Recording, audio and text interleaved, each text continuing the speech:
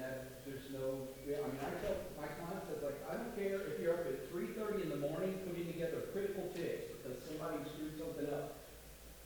You will never, ever use anything other than the exact same data type as the column to which you are writing or predicating or something to the best of your language's ability, size included. So if that column is a varchar 23, you better declare your parameter to be a varchar 23. Not a varchar 255, because what if that variable were carried along in the results set, and there was 10 million rows, well, SQL Server is going to guess, wow, that's a big thing, it's a varchar 255. I'm going to guess about how many average characters are going to be in that, and I'm going to multiply that by 10 million, and I'm going to request that much memory for the sort that I have to do later in the query point. And you're probably not going to get it, and you're going to go to TempUD. That's not it. Single worst thing, performance tuning, mismatch data type. The real reason why it's the worst is because ADO.NET will do it to you under the covers if you don't know what you're doing with it. If you say, parameterize all my queries and go, and you don't actually know what you're doing, and you use that thing called .add with value, every one of your parameters will be in varchar 4000. Dates, monies, floats, ints, bits, varchars, and you'll get converted places under the covers, and you can't buy big enough hardware to fix it. The second thing, as Hugo said, was non-sargable predicates, is when you put a function around a column in the where clause. If you do that, totally goes. In both of those cases, you can't use statistics, so your optimizer is going to guess at cardinality. You're going to get a crappy query plan. You can't do index seats, so you're going to scan, so you're taking shared loss, meaning you're going to just crush your concurrency and your performance. So you need to find those two things, mismatch data types and functions around columns in the where clause, and you need to make them go away. And then, when you call me to help you with a performance problem, I won't be helping you with the grunt work, because that stuff is the grunt work. And I don't want to help. I don't want to fix that. Although if you pay me enough money, I'll actually do it for you. I won't like it. So, we're doing free consulting. We have 2 minutes left. I promise you we can do a lot in 2 minutes. Anybody? I asked the first question, so you won't be the first. So, chime in with any question about the SQL relation engine. Anybody? Other than Hugo? I know somebody's got something at work that they're like, why the heck is it doing this? Anybody? It's a really good value for consulting. I'm not just a generic SQL guru. I am the SQL guru. So you might have to take that. I mean, my about me slide is actually going to verify that. So. Even my email address says Can you underline the email address that you have underlined? Underline the, or capital. That's a capital letter. The SQL. It has to be, everything on the internet is correct. So if I'm standing back here, I guess you can hear me better because of this. But if I'm over here, let's see if this will make me more hearable. Testing, testing, testing. Okay. So I'm going to be standing out here most of the time, so I will do this. Are we ready? We're going to go.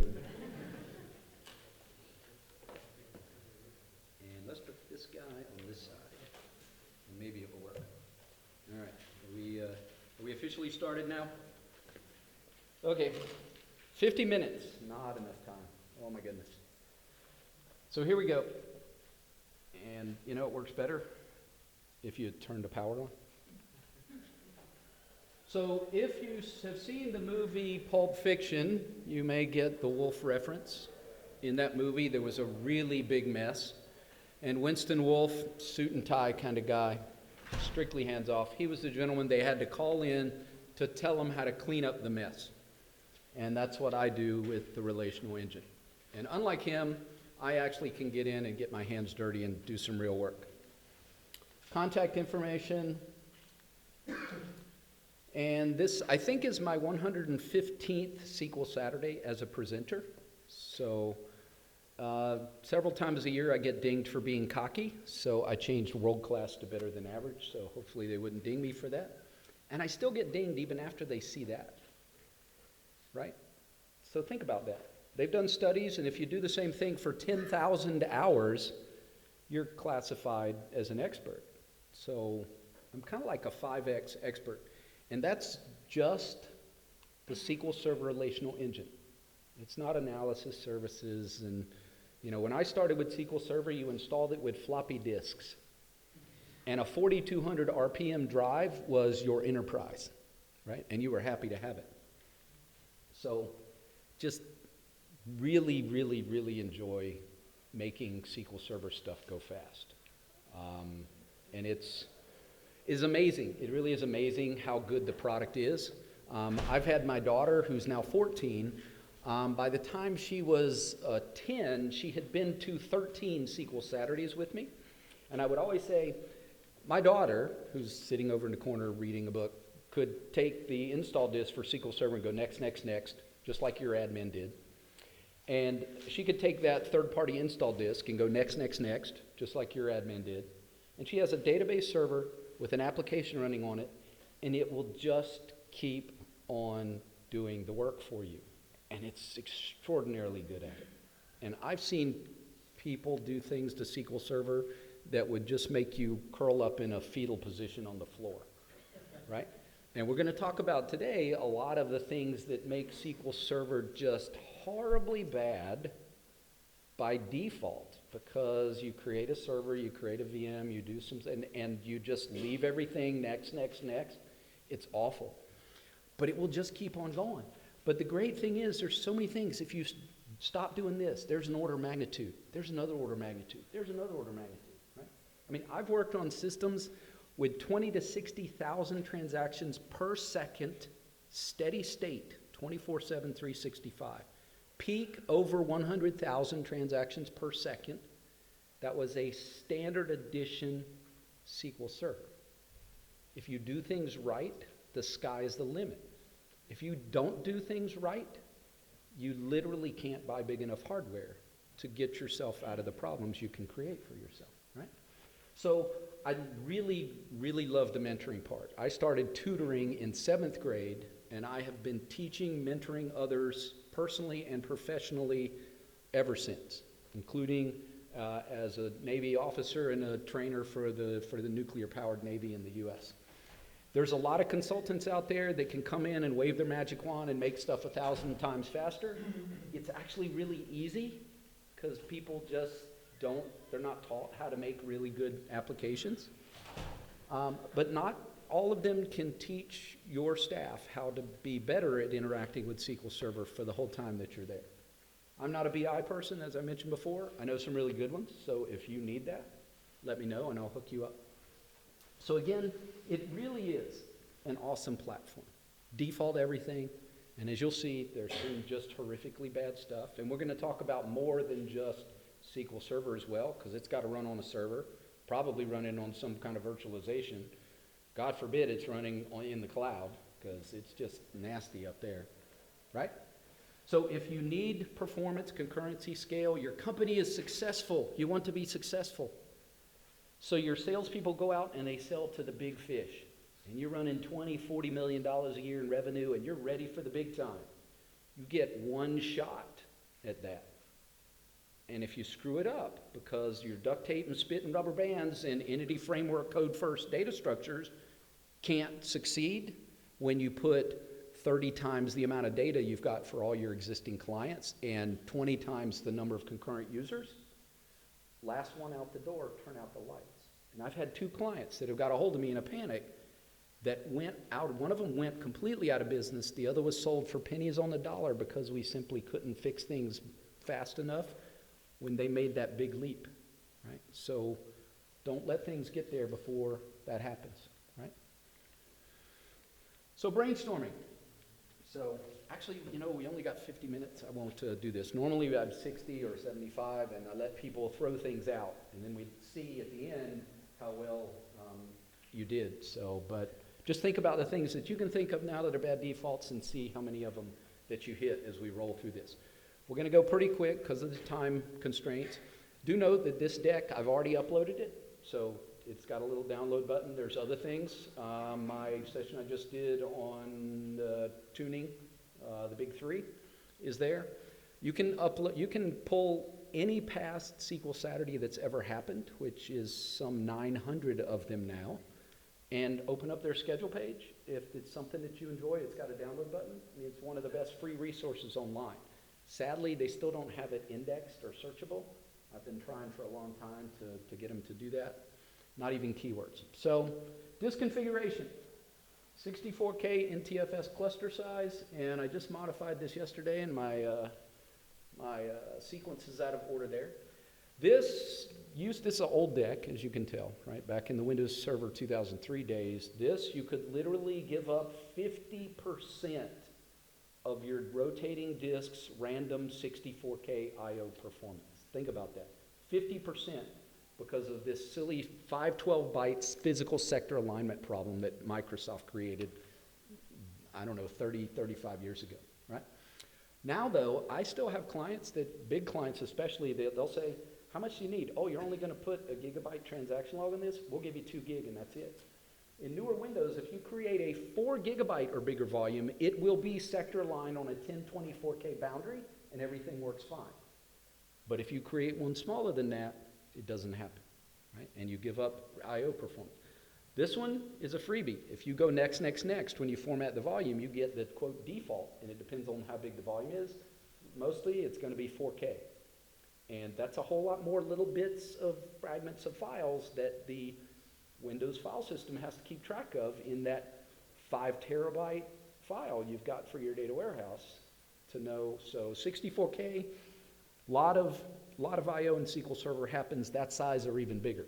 So go ahead and do that. Even the log, which typically does 62K, but it comes out as a 64 physical. It's not worth just shutting everything down and redoing your volumes just for that, though. But if you're making new stuff, you should. Red stuff, really important. Power configuration. Okay, it's balanced.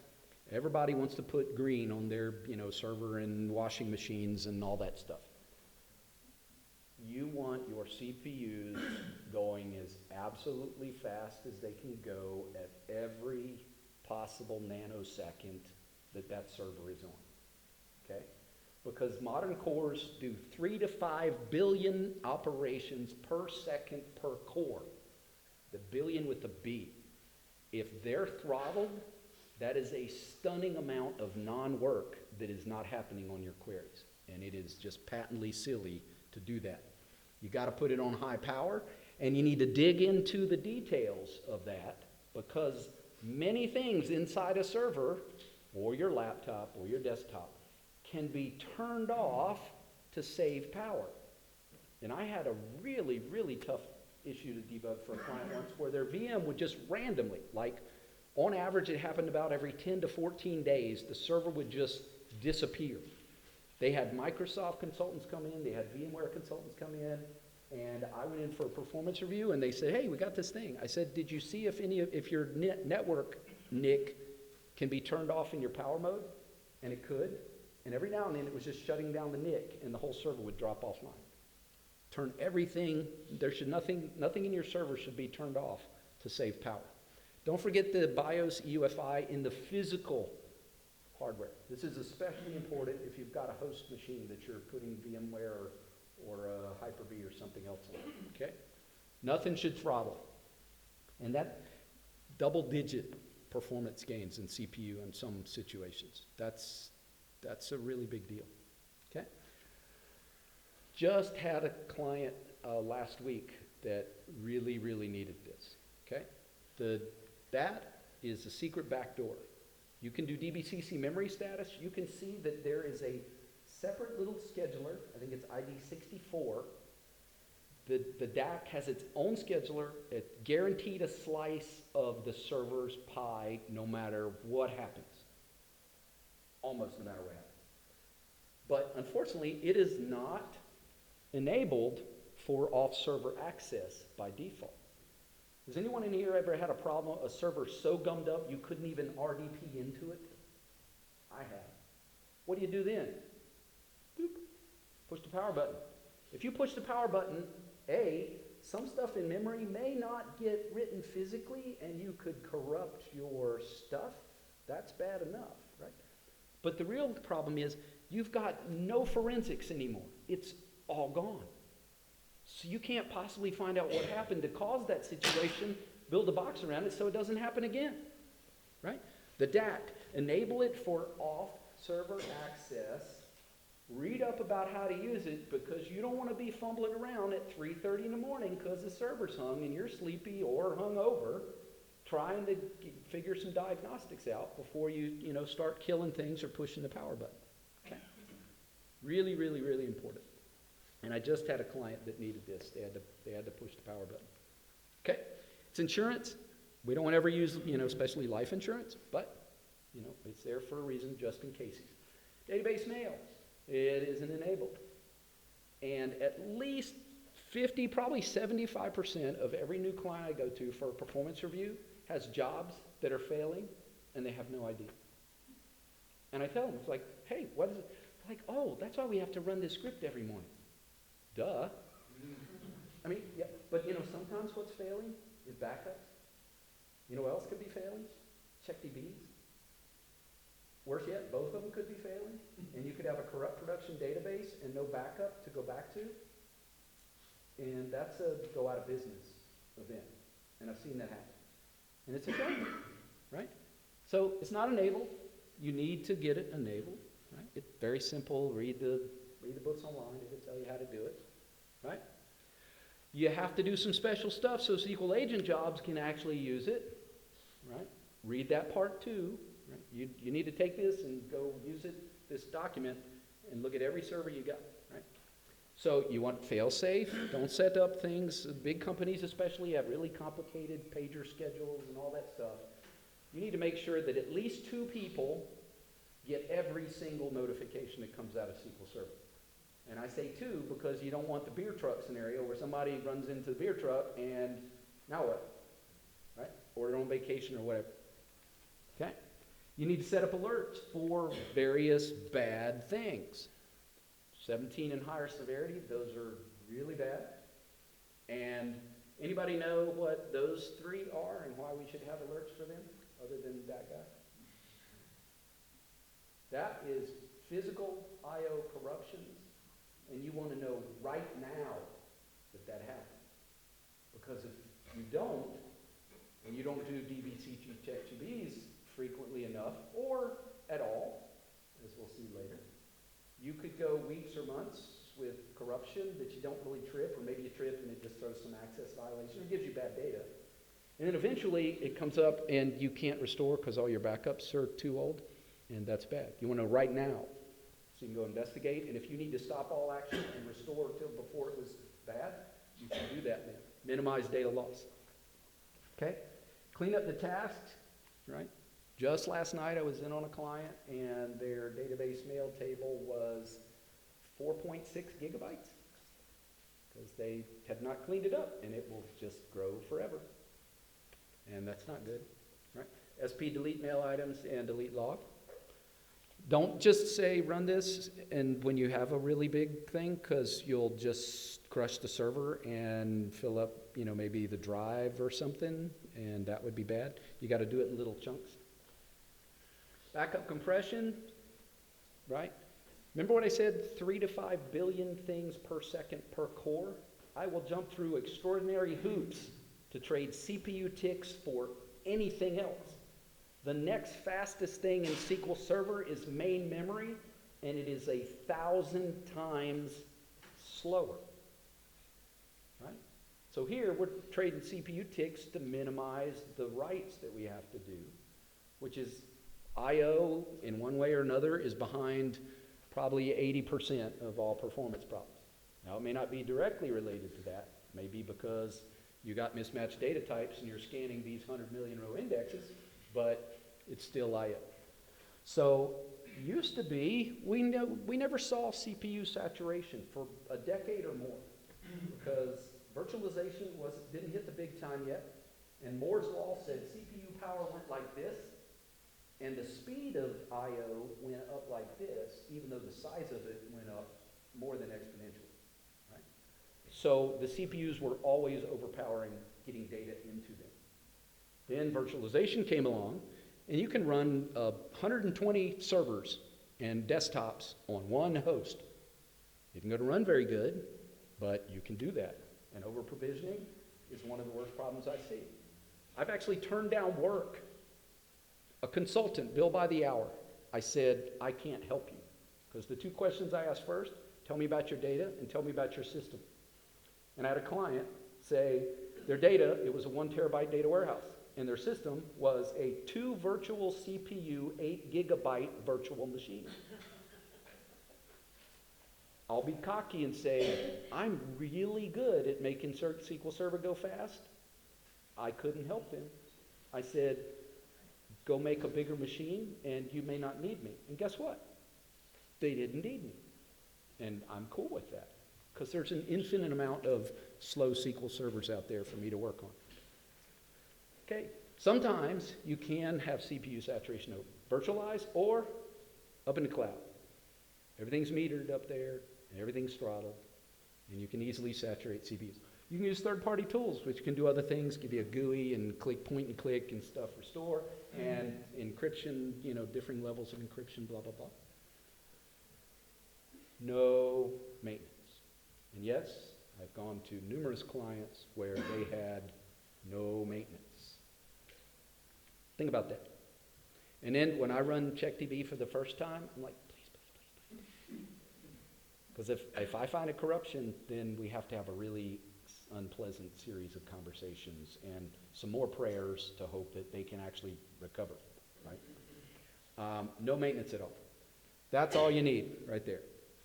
Free, documented, flexible. It knows about readable secondaries and always on. It knows about in-memory hackathon, right?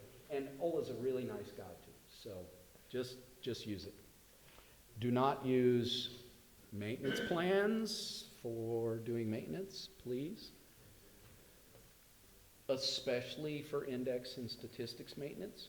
Or you can do dumb things like, let's see here, you can reorg all the indexes, and it doesn't check to see whether they're fragmented at all or if they've had no activity done to them.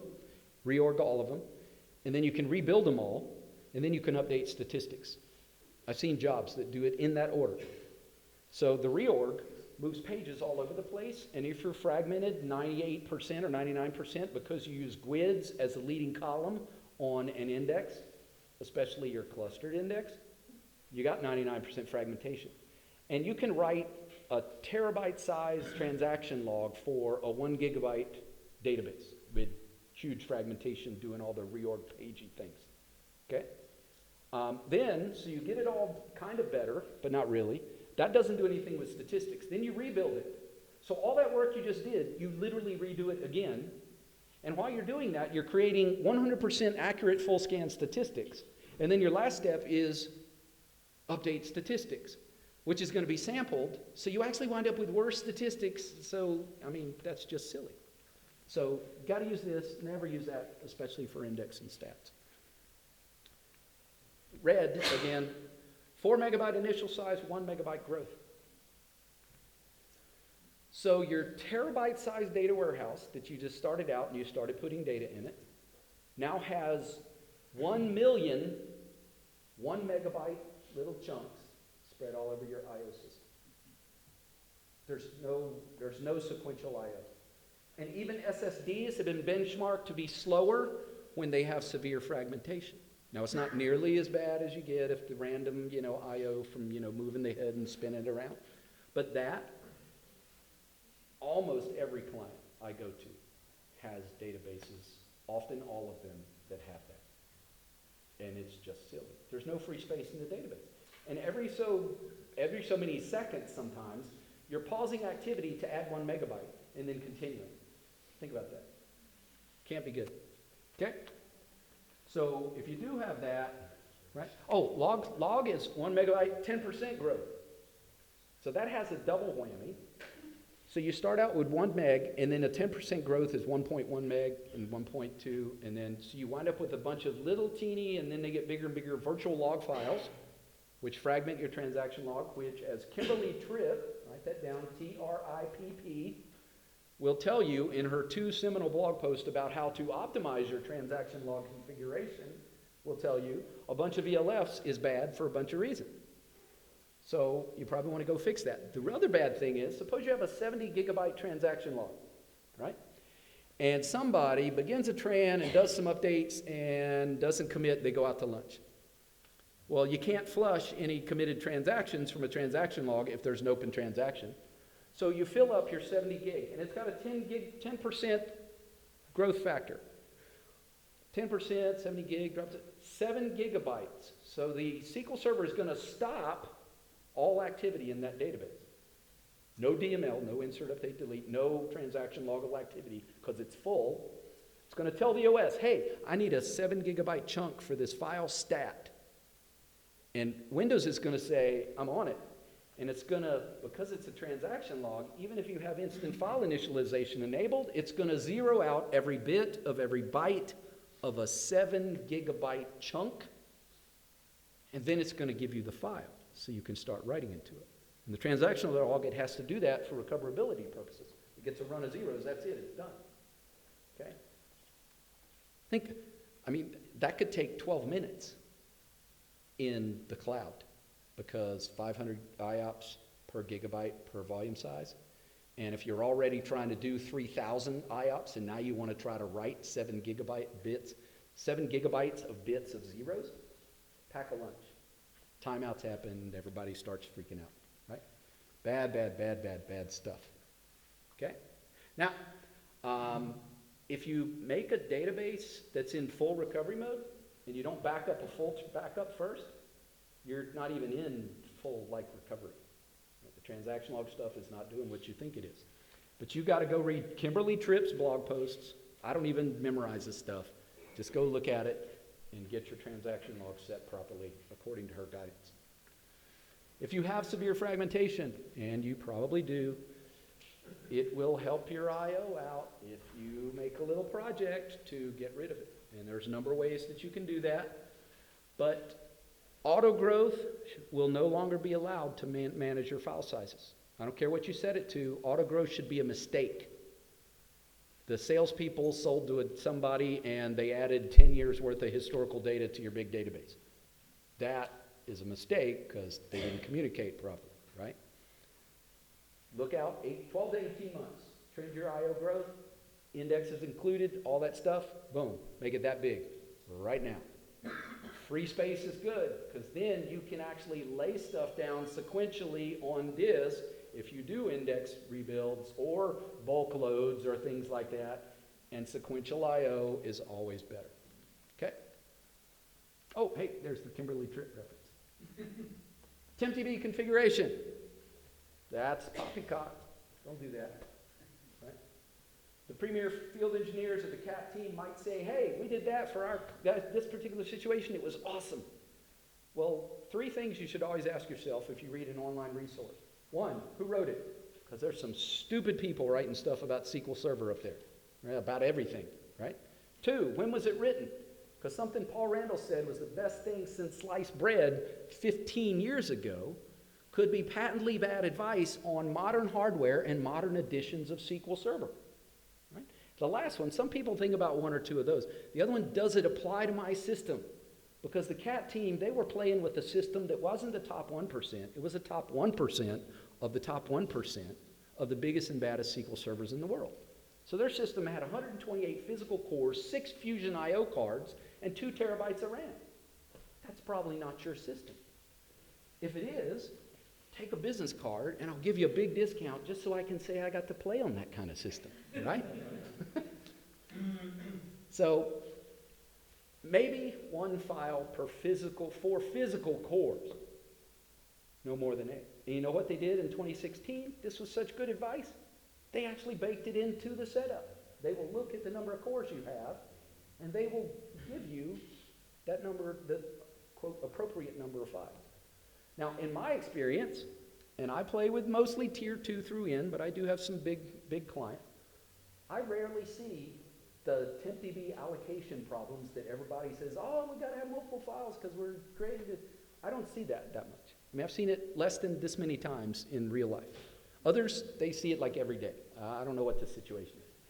But that's one thing that you can do. But they changed the installer for 2016 and above because multiple files can be good for TempDB. But the problem is, a lot of my clients, a lot of small shops, they have one RAID cabinet and 10, 15 drives, and that's their entire enterprise. Right? And if you put too many file fragments on especially rotating disks, you're just creating random I/O. Right? But they must be, regardless, they must be equally sized and identical growth factors, or you'll get them out of balance, and you'll have one that'll be like 22 gigabytes, and the others will be these little guys, and that one is getting his teeth kicked in, and it's causing performance problems. Okay. MSDB indexing. Just saw this at that same client that had the problem recently. There's no real indexes on them. I think modern versions of SQL Server, newer ones, may have actually added the indexes that Jeff Heighton said back in, I don't know, 2000 and something that you needed. But I've seen clients do half-hour log backups and spend 20 minutes out of every half hour trying to find and clean up old log records because it had 2.2 million records in multiple of the backup sets of files that track all the stuff related to them. They're unindexed. It was literally table scanning those to find rows to clean up. Okay? No pruning. You need to set that up. The only reason you really need, and that's not really a reason, to keep log backup information in MSDB is so you can use the GUI and go point and it'll show you the files and you can just select.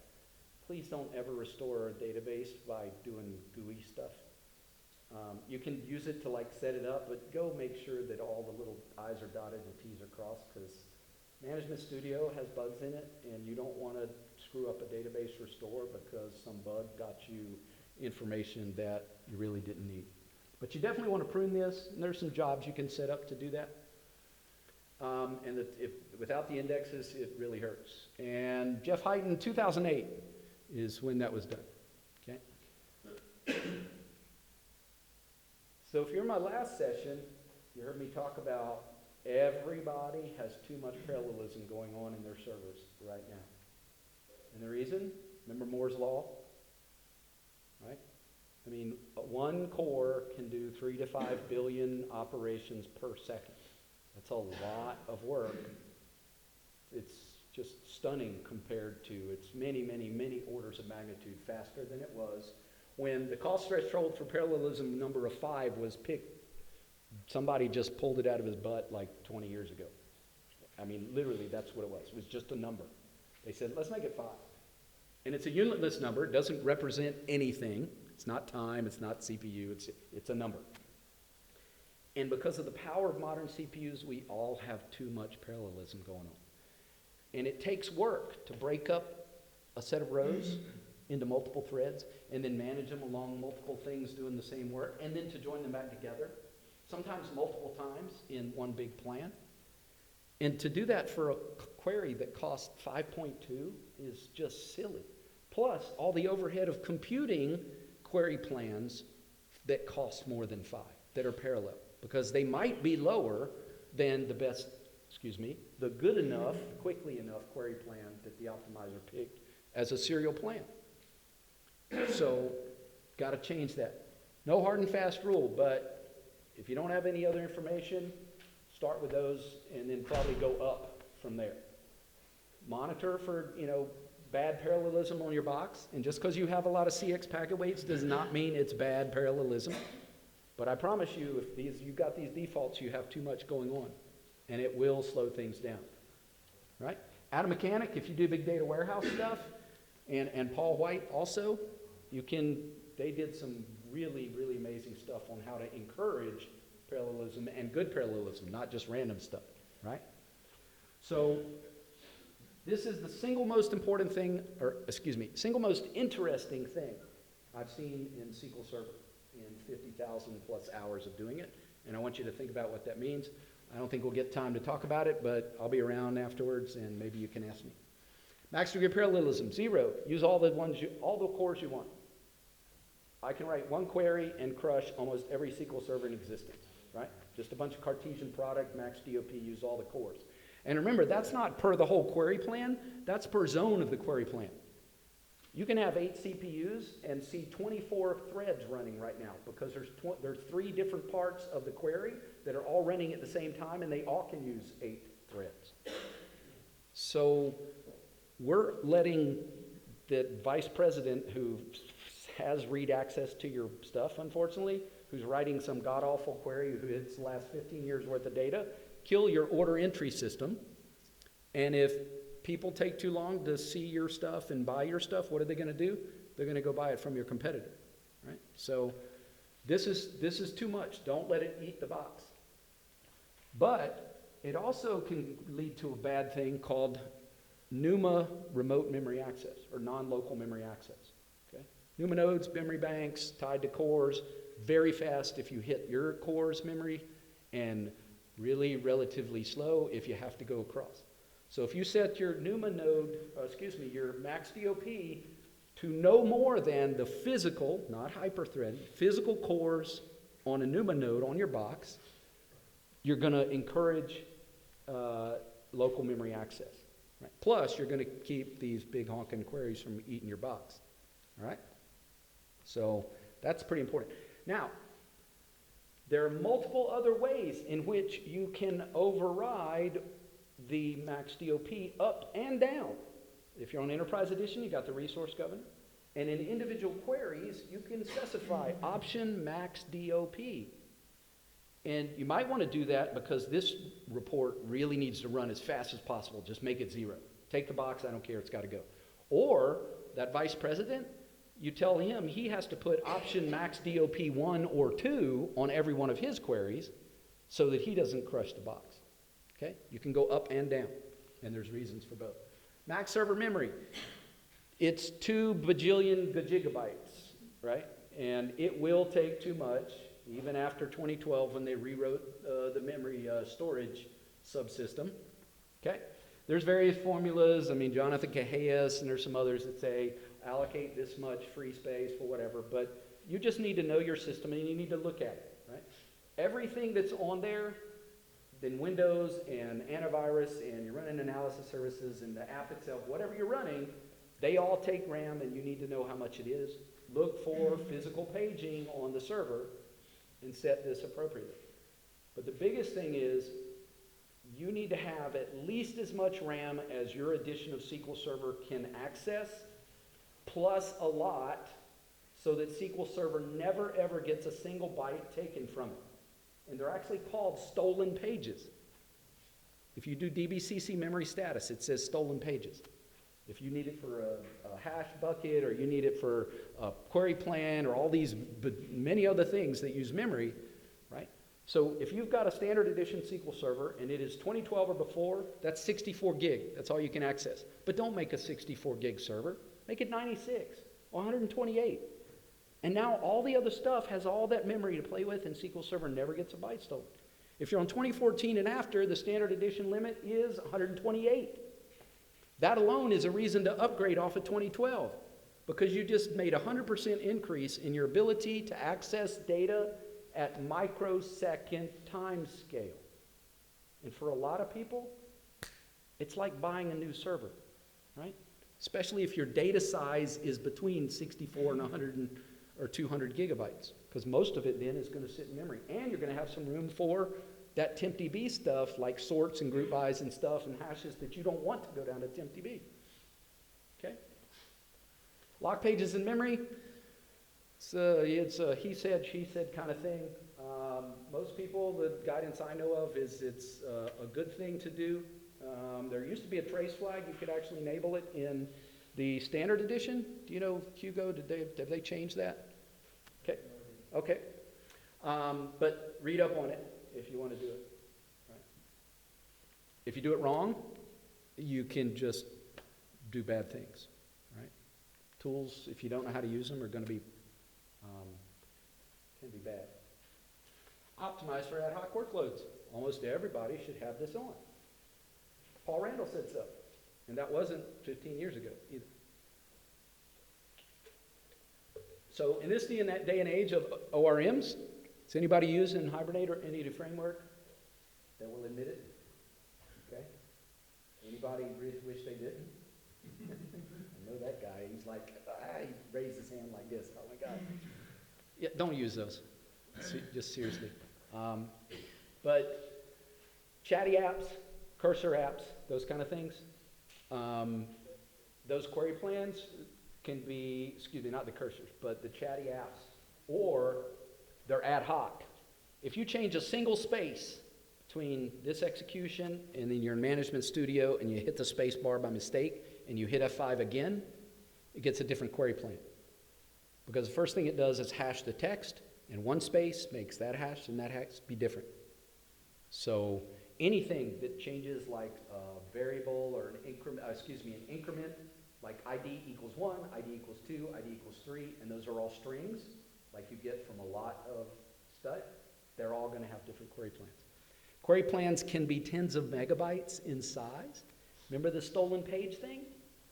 They're going to take data away, or memory from storing data, and we're going to not access our data at microsecond time scale. We're going to go to disk, which in the cloud might be 592 milliseconds, and you can't be successful with that. Okay? So with Optimized for Ad Hoc Workloads, it burns CPU ticks, trading those to steal memory. We're computing a hash of the query plan, which could be tens or hundreds of bytes, and we store that the first execution. And if we never execute it again because it was just an ad hoc string, it will eventually age out and we'll get that little bit of hash back. But if we execute it a second time, then the engine goes, aha, you've executed this twice. I think you're going to keep doing it now, and I'll store the full query plan. Okay? There are edge case things where the hash lookup, you get too many of them in there, and that can be a bottleneck, but that's pretty esoteric. I think I've seen that once, and that was seriously high volume stuff. Okay?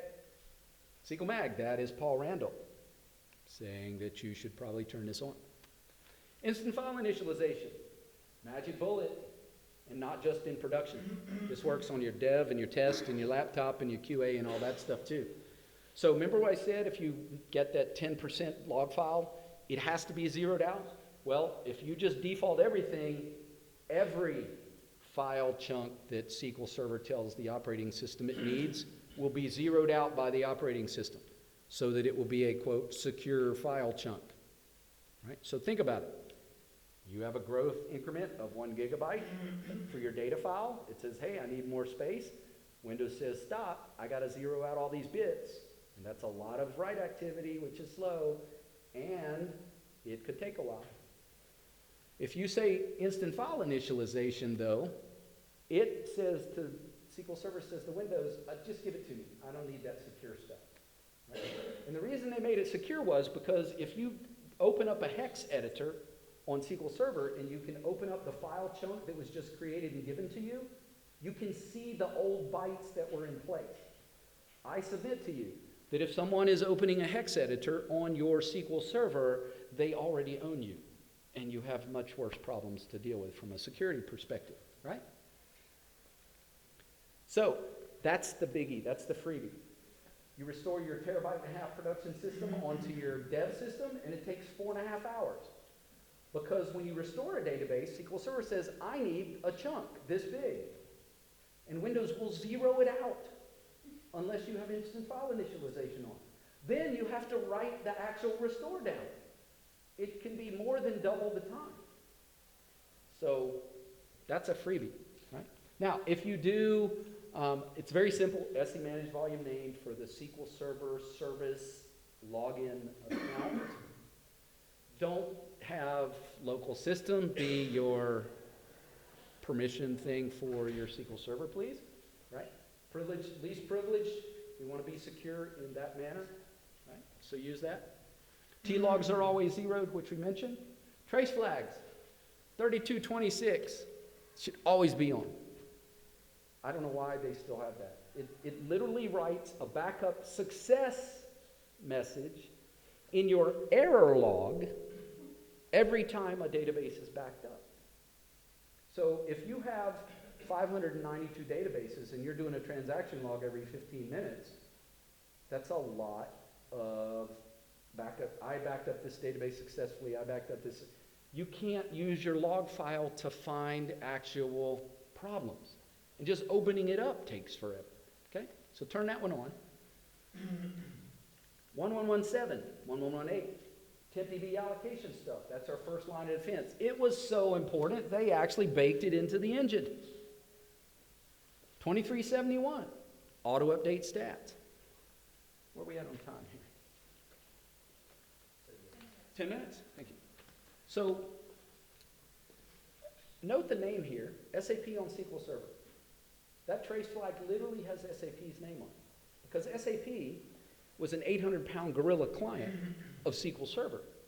And SAP's clients were yelling at SAP because SAP sucked on Microsoft SQL Server because the statistics refresh rule was 20% of the rows in a table plus 500 rows before autostats will fire.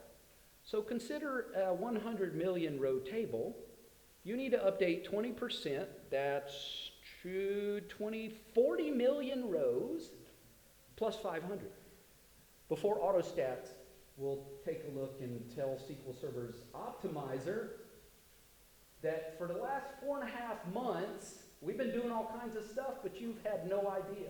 You've been guessing on the query plan because stats are so out of date. You should never, ever, ever allow autostats be the thing that manages your statistics. Write that down. Just, you can't do that. 2371 made a decreasing logarithmic drop-down of the percentage of rows required to refresh autostats based on the number of rows. When you're at 1 million rows in a table with that on, it takes about 3.5% of the rows plus 500 in order to fire autostats. And the more you go, the lower the percentage. 1 billion row, it's down at like 0.0 something percent. Now, the good news is you get more, frequent updates of your statistics. The bad news is, what if they fire, you're an online retailer, and they fire at 2:23 in the afternoon on Cyber Monday? And they might cause some performance problems. Right? So there's goods and bads there. But typically you want more frequent, but you should control it. Baked into 2016 plus. It's so important. Lock pages in memory on standard edition, 835. 4199. The trace flag to rule them all. So starting with 2005, they started fixing a lot of issues, we'll say, with the optimizer and the cardinality and S and all that kind of stuff. But the problem is, if they just released it out as a regular patch and it was in the engine always, some people's queries would regress and get worse. So Microsoft said, well, we probably shouldn't do that. So they started making all these individual trace flags, and there are a lot of them that fix different edge cases and corners and problems with the things that we use to make our query plans better. They got so many of them, they said, this is dumb. People are having to, turn on scores of trace flags to get all the good stuff. So they made 4199, and it has all of them in it. And you can go look it up, and there's a list of all the different fixes that it has associated with it. 2016 plus, if you're in compatibility level 130, which is 2016 or higher, you get them by default. Okay? 8048, if you've got a bunch of cores, and there are, what's the most cores on any CPU now? Like 28, 30? Anybody? Is there a 30 core thing out there? A lot. Right? The problem is when you have that many and it's the SQL Server, there's some really, really wonky things that happen at scale that cause severe performance bottlenecks.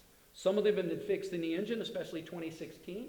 You want to look up a blog post series called SQL Server 2016. It just runs faster. If you're on high-end hardware, wow, did they finally fix some stuff.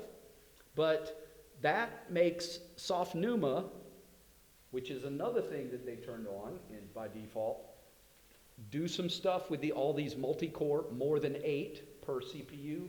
It does some really, really nice stuff that just almost always gives you faster performance, and in some cases gives you dramatically better performance because of some CMIM thread, and there's another one that's associated with that. Miscellaneous, antivirus exclusion. If you've got antivirus on your system, you need to read that blog post. There's more than just excluding MDF, NDF, and LDF. Right? Biggest thing, please control when your antivirus fires, because you don't want it to fire on Black Friday or Cyber Monday when you're a retailer. Right? If you're a payroll processor, it can't fire when you're processing your payrolls, and you got to get it out before 5 o'clock on Friday, or people don't get paid and they're mad at you. Right? Control that schedule. Patch everything. If you put new hardware in place, you put new VMs in place, every single piece of equipment, I mean every single, down to the firmware on the physical drives, the NIC, the HBAs, every single thing. Check every manufacturer's website and get every firmware and every driver update before you put it in production, even if it's just a host for VMs. The vast majority of physical corruptions in SQL Server are caused by bad drivers, bad firmware, somewhere in the I/O stack. And there's no sense in having that. And you want to check those manufacturers' websites every month or two. If you see something critical or urgent, you better think about testing it and getting it rolled out, because you're sitting on a time bomb. Windows patches, SQL Server patches. Windows patches, don't let automatic patching happen. Anybody been seeing all the stuff that's been going on with the Windows stuff lately that they break? Just left and right, okay? But don't let it automatically install the patches and then automatically reboot your server whenever it wants to. You gotta shut that down, and there are ways that you can do that, right? No Windows updates touch my box. That laptop, SQL Server, remember, there's no more service packs, so don't wait for them. You'll never get one. They just don't exist anymore, right? And when the CUs come out, you should look at them and look at the bug fixes and the things that are in there. If you have something that you know you're hit with, you really need to think about getting it out there. If you see bad data bugs, or if you see, query performance things go out to lunch, stuff like that, think about getting it rolled out. SP Who is active. Everybody using that? If you're not, write it down. Whoisactive.com, 30-day blog post series on there. It will blow your mind about how good it is at telling you what's happening right now. Okay? Performance dashboard, it's baked into newer versions of Management Studio. 18.3 was just released recently. You should be on that, because there's a lot of really spiffy performance-related stuff in Management Studio now that didn't used to exist. And if you're on more modern versions of SQL Server, 2016 or 17, soon to be 19, the combination of those two just gets really granular at what it can show you if you're doing troubleshooting, especially performance-related. Index fill factor, default is 0, which is silly. It really means 100%. And I promise you, everyone in here has fragmentation happening that shouldn't be happening. And then you're rebuilding your indexes once a week, and Monday, right out of the box, you're splitting pages left and right, because all your fill factors are default. If you're using GUIDs, try to not get rid of them, but if you can't, if they're leading columns of indexes, make them sequential. That's a freebie right there. That'll save a lot of consulting problems. Make them sequential. They don't fragment anymore, right? Except for when you restart whatever it is that's generating. They lay down contiguous, right? But if you don't adjust your fill factor and you're rebuilding your indexes every week or whatever, I guarantee you Monday and Tuesday you're spending a lot of work pausing transactions, splitting pages, all that transaction log stuff, and then you're doing the next week and the next week, and that just doesn't make sense. Questions? That's a whole lot in a really short period of time.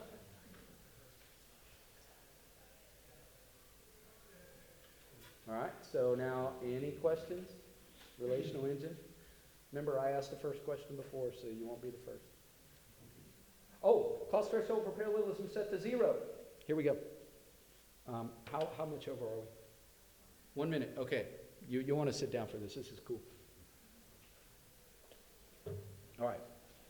So the cost threshold for parallelism is a number that is used by the optimizer. It will quickly enough get a good enough query plan, doing all kinds of spiffy rocket science, but very simple math. And it will look at that, and it will compare it to the cost threshold, and it'll say, oh, I'm 7.2 for my good plan. I'm higher than 5. I'm going to go try sets of parallel plans. More CPU, blah, blah, blah, blah, blah. Because it might be lower because of the math associated with parallel plans, right? So, and if it gets one, that's lower, it'll say, oh, hey, you want to do a parallel plan, and it'll store that. Now, at runtime, the engine may look at, oh, I'm getting my teeth kicked in. You're not getting a parallel plan. You're only getting a serial plan. And that's cool. But think about, remember I said you should set it like 15 or 20 because of the power of modern CPUs, even virtualized? Think about if you set the cost threshold for parallelism to 0. Every non-trivial plan has a cost, I don't care how simple it is, that is greater than 0. So the optimizer could consider trying to look for parallel plans for literally every non-trivial plan that's thrown in. And this client was so CPU bound, one, because they had some nasty scalar UDFs. If you have those, do not raise your hand, but go find them and get rid of them. They're evil, mean and evil. But they were having to stand up a new server for every 4 or 5 clients that they sold their product to. And he called me in for a performance review for like less than 30 minutes in. I was like, and I actually looked at it like 3 times and made sure I was tracing the right number over. 0. So I got their lead DBA, and I took her over, and I said I was RDP'd into a production server, or connected with Management Studio rather, and I said, watch what happens. No, I was RDP'd because I had the task manager up. CPUs were pegged, as they always were in their servers, partly because of the UDF. Pegged. And I said, watch this. And I put SP configure and the cost threshold for parallelism, and I put 15. And she said, you can't do that. That's a production server. I was like, it changes automatically. You can set it back if you want. And I said, I tell you what, if this doesn't make the CPU drop immediately and it run faster, I'll give you the whole amount you're going to pay me for the performance review, and I'll walk out the door. And she's like, okay. And it literally, the CPU did a step change because it stopped trying to compile all these parallel plans for all these haddock strings that they were throwing in, thousands of times a second.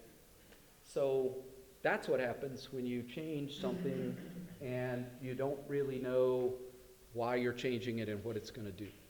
Okay, so thanks a lot, and let's go win a prize and have some beer.